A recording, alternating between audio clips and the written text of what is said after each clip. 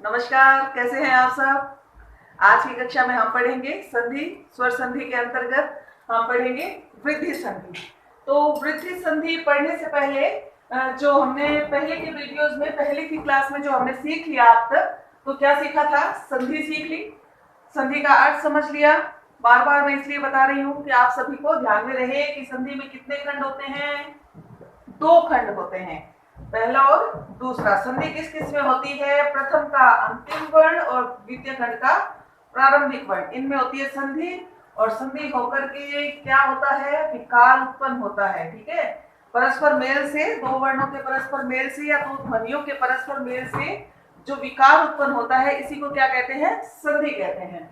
और संधि में फिर हमने जाने थे संधि के 3 भेद मुख्य रूप से, और फिर जो पहला स्वर संधि, जो संधि का भेद है, उसके अंतर्गत हमने जाने थे 5 भेद: दीर्घ संधि, गुण स्वर संधि, यण स्वर संधि, वृद्धि स्वर संधि और अयादि स्वर संधि।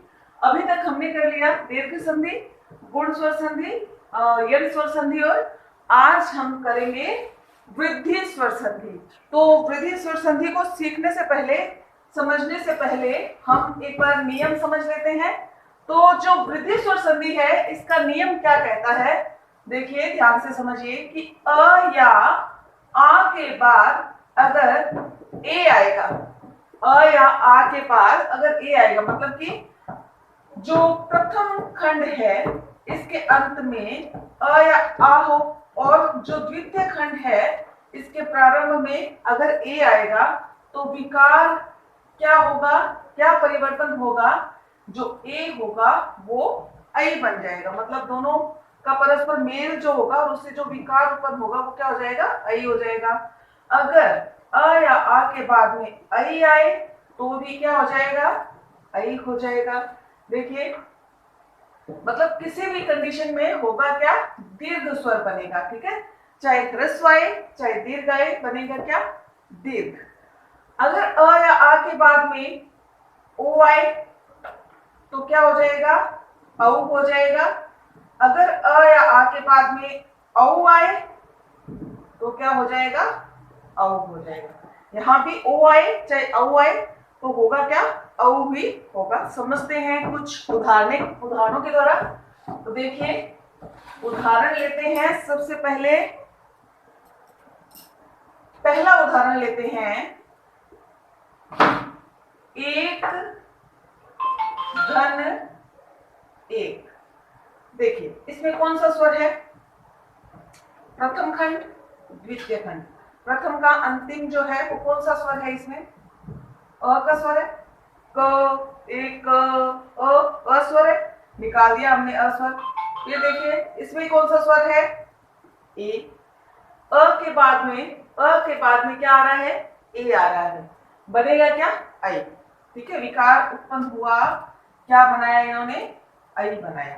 ठीक है, मात्रा कैसी होती है इसकी? ये शिरोरेखा के ऊपर 2 चोटियां, इस तरह से इसकी मात्रा होती है। तो देखिए, हमारे पास जो बच गया, ठीक है, हमेशा हम यही तो करते हैं, जो बच गया उसे ले लेंगे, जो परिवर्तन हुआ है, जो विकार हुआ है, उसको उसमें सेट कर देंगे। तो देखिए, यहां से अ का स्वर निकाल दिया तो क्या बचा? ए क। यहां पे ए तो काम आ गया, बचा क्या? क बचा। अब यहाँ पे हमें ये जो परिवर्तन आया है इसको सेट करना है, तो इसको सेट करेंगे। ये लीजिए, क्योंकि पहले आधा इसलिए था क्योंकि इसमें स्वर नहीं था। अब ये जो स्वर आ गया, स्वर की मात्रा आ गई, तो लगा देंगे तो पूरा हो जाएगा। तो क्या बन गया? एक एक। क्या बन गया? एक एक। ठीक है, अब देखिए दूसरा उदाहरण लेते हैं।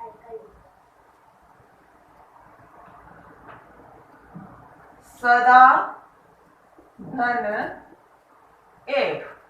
सदा धन एव, इसमें कौन सा स्वर है? सदा।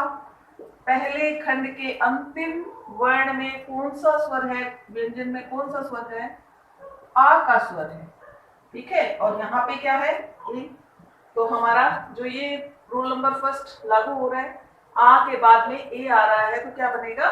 ऐ बनेगा। तो क्या बन गया? ऐ। मात्रा कैसी होती है?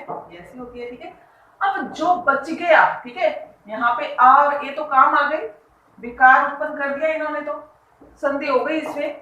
अब जो बच गया उसे हम लिख लेते हैं। ये हलंत युक्त द लिखा है एक बार, तो यहाँ पे व।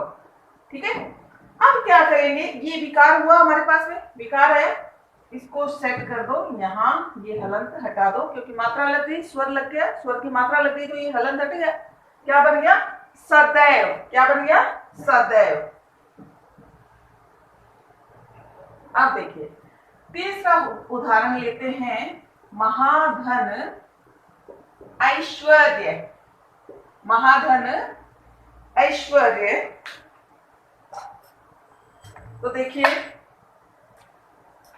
इसमें कौन सा स्वर है, आ, यहां पे क्या है, ऐ, बनेगा क्या, ऐ, क्योंकि कोई भी कंडीशन हो, चाहे छोटा है चाहे बड़ा हो, आई या आ के बाद में बनेगा क्या, बड़ा ही बनेगा। ठीक है, आई, और इसकी मात्रा कैसे होती है ये देखिए। अब यहाँ पे इसकी तो हो गई संधि, बचा क्या, म, ह, और यहाँ पे श्वर्य। ठीक है, अब देखिए ये मात्रा हमें यहाँ पे सेट करनी है, हलंत हटा दीजिए, ये लीजिए, क्या बन गया, महेश्वर्य। क्या बना, महेश्वर्य। ठीक है, एक उदाहरण और लेते हैं, महाधन ओज। अब देखिए इसमें और इसमें संधि होगी, ये आ और ये ओ, बनेगा क्या, औ। मात्रा कैसी होती है ये देखिए, औ की मात्रा, ये हमारे सामने आ गया विकार कि आ के बाद में अगर ओ हो तो औ बनता है, तो हमारे पास में आ गया और इसके बाद में ओ, और आपस में ये मिलेंगे तो बनेगा क्या, औ। अब देखिए जो बच गया वो हम लिख देते हैं, और यहाँ पे क्या बचा, ज, हलंत युक्त है। अब ये मात्रा हमें इसमें सेट करनी है, हलंत हटा देंगे और ये लीजिए, क्या बन गया, महोज। क्या बना, महोज। अब इसी तरह से और उदाहरण है, झट से इन्हें भी देख लेते हैं, महाधन औषधि। फिर देखिए इसमें और इसमें संधि हो जाएगी, क्या बनेगा, महोषधि। आप इनको करने का प्रयास करना, अभ्यास करना, तो सब समझ में आ जाएगा। वन धन औषधि, क्या बन जाएगा, वनौषधि। और पुत्र धन ऐषणा, तो देखिए अ और ए बनेगा क्या, ऐ, तो क्या बन जाएगी, मात्रा ऐसी लग जाएगी इसके, ऐ की मात्रा, तो त्र पे लगेगी तो उत्प्रेषणा। क्या बना, उत्प्रेषणा। इनका अभ्यास करना, सब समझ में आ जाएगा। तो ये थी हमारी वृद्धि स्वर संधि कि अ या आ के बाद में अगर ए आएगा तो ऐ बनेगा, ऐ आएगा तो भी ऐ बनेगा, और ओ आएगा तो औ बनेगा, और औ आएगा तो भी औ बनेगा। किसी भी कंडीशन में क्या होगी, यहाँ पे वृद्धि होगी। ठीक है, तो ये थी हमारी वृद्धि स्वर संधि।